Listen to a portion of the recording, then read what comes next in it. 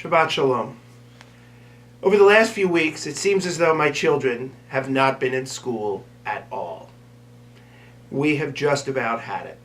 If I have to break up another fight between who gets to play Minecraft on what electronic device at what time, or whose turn it is to have the remote, or who gets to practice piano first, let's just say we've absolutely had it. And yet, just when I feel like I'm at my wit's end, a lesson from this week's Torah portion. In this week's Torah portion, we read about the sin of the golden calf, and I'll be talking about it in different ways throughout Shabbat. But it strikes me that we often look at this story and we focus so intently on the golden calf itself that we're missing some of the things that go on around and some of the underlying messages that are so important. I want to bring up one of those to you. It's easy to look at this sin, at this episode, and just simply look at the action that the people took and to condemn that. But to just look at that, we're not seeing the whole story. I want you for a moment to look at the reaction to the people's sin, specifically from God and from Moses.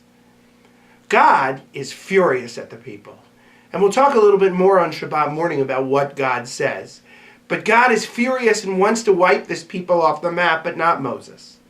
Moses is calm. Moses is collected. You would almost think of him as the perfect parent.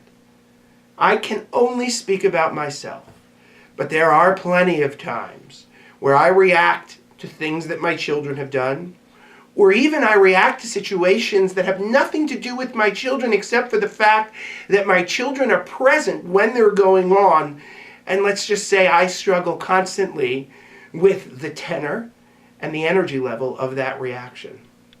Look at the lesson that Moses gives us. In a moment where he should have flown off the proverbial handle and gone absolutely nuts on this people, he's calm and collected. He understands that they've committed an egregious wrong, but he also understands that his reaction to this egregious wrong will be such an important moment for them going forward and such an incredible teaching moment that he doesn't let it pass. After 48 straight hours, and countless snow days, over 50 inches of snow that we've had this year, it would be easy for Alyssa and I to get angry at the kids and to not be in check with all of our emotions. But I understand that this is all part of the program, and I continue to struggle just the same way that Moses did with the rest of the Jewish people years ago. If you struggle like me, good luck. Shabbat Shalom.